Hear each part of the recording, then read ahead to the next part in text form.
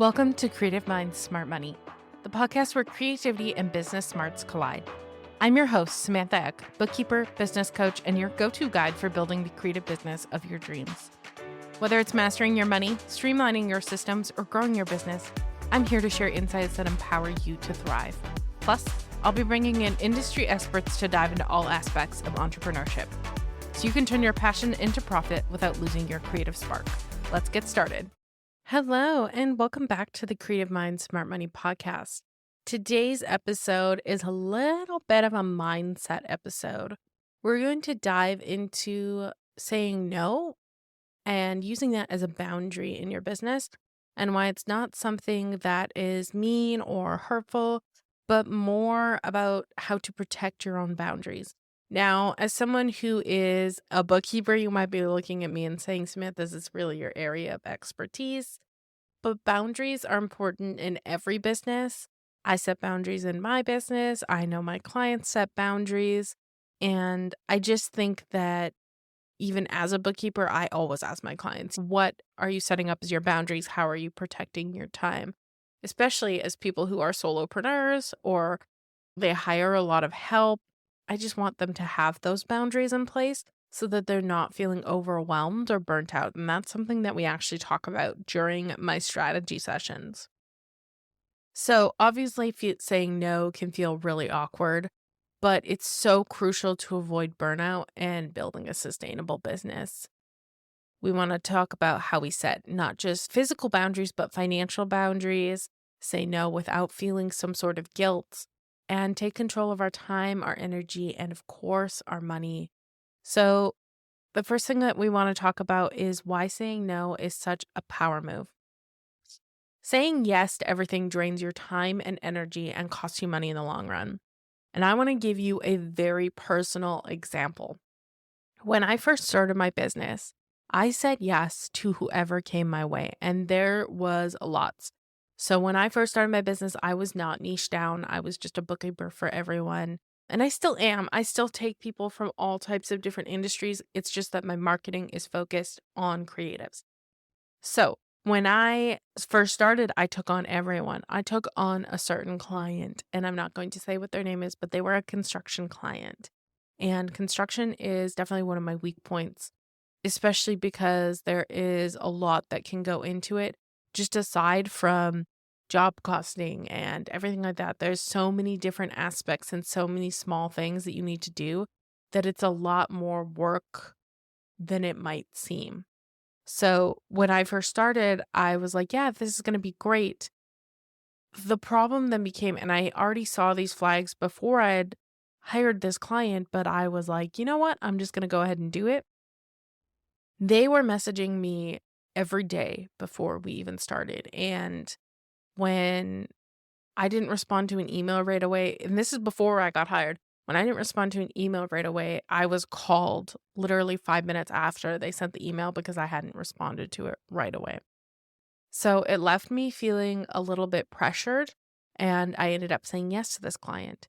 As soon as I said yes to this client, I was called no less than 10 times a day checking in on things.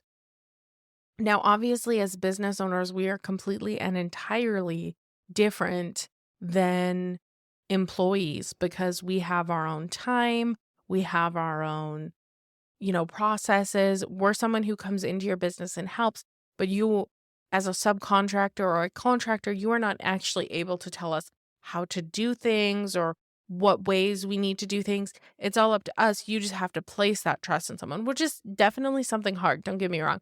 Placing that trust in someone is hard, but it ended up being a thing where I was spending so much time with this client and I was undercharging huge. And I actually ended up refunding them their entire first month and said, I'm sorry, I just can't work with you guys because it's too much. And I learned from that point forward that I needed to respect my own boundaries and really analyze who I was bringing into my business to protect my time and my mental health, because that was already causing me to have burnout. I was looking at my business and saying, I don't want to work today because there's someone who is going to be bothering me consistently. So as that was just an example of why saying yes to everyone costs you money, but it also costs you emotional well-being and time in the long run.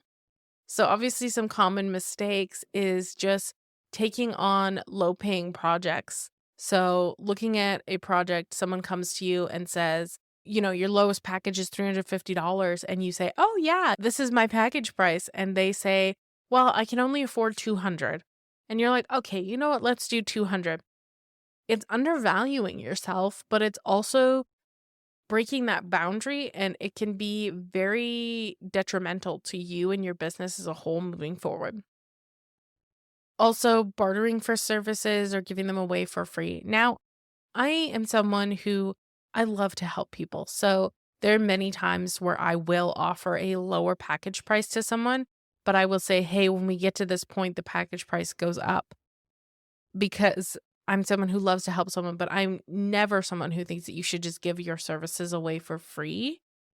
There should be some sort of, I guess, payoff for that. So obviously, I'm not saying don't be charitable, but you can be charitable and also expect something in return. So if you're going to do something for free, maybe say, "Hey, I need a really good review from you if you think I've done a great job," something like that.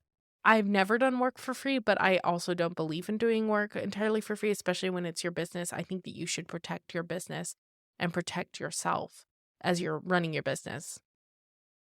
Saying yes to the wrong things is a no to your overall goals and financial growth, because you're saying yes to people who don't align with you or your business. And obviously, again, saying no protects both your energies, your boundaries, and your bottom line. And it will just keep you so much stress free. What do financial boundaries actually look like? So, first of all, you want to know your worth. You want to revisit your rates and make sure that they reflect both your time, your expertise, and your energy. We've talked about setting prices for yourself before and what needs to go into that. You want to make sure that you're charging what you're worth, but also that it's sustainable. Now, when you're hiring clients or when you're working with people, you want to make sure that you set clear policies. You want to create contracts with clear terms, timelines, and scopes of work. So your contract should state exactly what you're doing, how you're doing it, how you communicate, all the payment terms. So if there's late fees or if there's something else like that, it just needs them to understand and those expectations. So, for example, let's just say you're a website designer. Your contract needs to state when your project starts and when your project ends, because it's not good enough to just start a project and then be like, "Hey, it's going to end whenever this is." So even if it's just a estimate. So if you are, in your contract, you're saying it will take a maximum of 14 days or something like that. Just set those clear policies so that you have those boundaries. Then your client isn't consistently coming to you and saying, "Hey, Jenna, why is my website not done yet?" You can say, "Well, in the contract, it states that we have 14 days, etc., etc."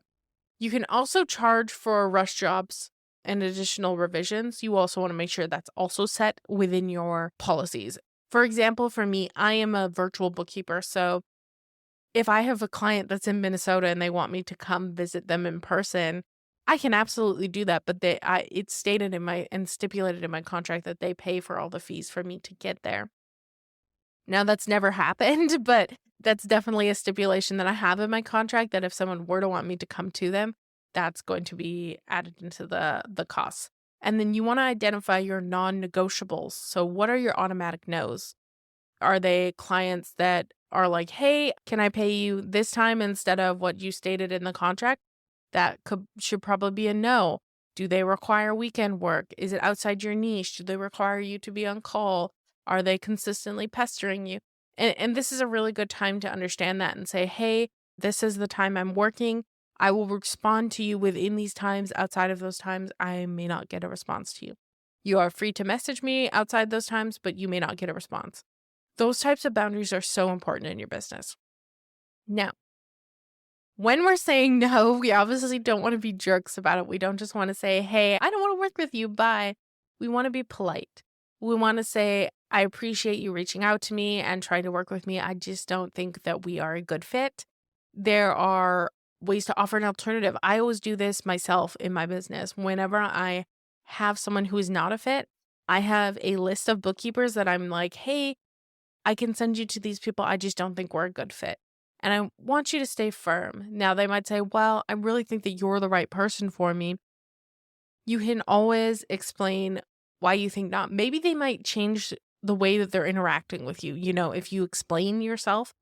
But again, you want to make sure that you have that boundary and you're just setting it up clearly and firmly. Obviously, when you set boundaries and you learn to say no, there's a transformation that starts to just happen, not within yourself, but within your business, because you're going to attract those respectful, high value clients, people who understand what you're doing and aren't going to argue with you if you say, hey, I'm not going to respond during the weekend. You stop resenting projects because you're taking on more aligned projects. You grow your income meaningfully because you're focused on those meaningful opportunities, and you're freeing up time to focus on creativity and personal well-being instead of just saying yes to everything that comes your way. Trust me, I am the queen of saying yes because I am a people pleaser. I want to please people. I want them to work with me, but I also know red flags when I see them. And that's why you have a discovery call. That's why you talk to someone. It's not just for your protection, it's also for their protection. Because if you bring up in the call and you say, hey, I'm only available from 9 to 5, Monday to Friday, and they say, well, I need you to be available during the weekend, that is immediately a place where you can say, you know what, we're really not a good fit. I'm going to suggest you to someone else who might be available during the weekend. It matters. This really does matter. Setting boundary matters because no creates space for yeses that matter most. So if you're someone who has limited capacity and you're just saying yes, yes, yes, yes, yes to every project, suddenly you get a project that is so perfectly aligned, but now you're fully booked with all these projects that you should have said no to. You didn't set those boundaries. So now you're in that kind of space where now you have to say no to the person that you could have worked with that's like your dream client. You want to protect your time, energy, and finances because it's so essential to your business and well-being. And I want to emphasize the fact on protecting your time because your time as a business owner is so valuable that you deserve to be able to set that aside and say, you know what, I don't feel like working with you is the right step for me. As we close out this episode, I want to remind you that you want to know your worth when it comes to setting your boundaries. Know what your time is worth and how much you are worth as a business owner and say no. You want to set those clear policies in your contract as to payment terms, contact times, everything like that. And don't hesitate to say no when someone doesn't align with your goals, but do it in a very kind way. Remember that boundaries empower you to build a business that works for you. Now, if you are someone who needs help to set your prices confidently, maybe you don't know if you're profitable, you don't understand them, I'm here for you. Please feel free to reach out, send me an email. If you found this episode helpful, please leave a review and send it to a creative friend who might need it. I appreciate you spending some time with me today. As always, keep creating, keep growing, and I'll see you next time. Farewell, fellow travelers.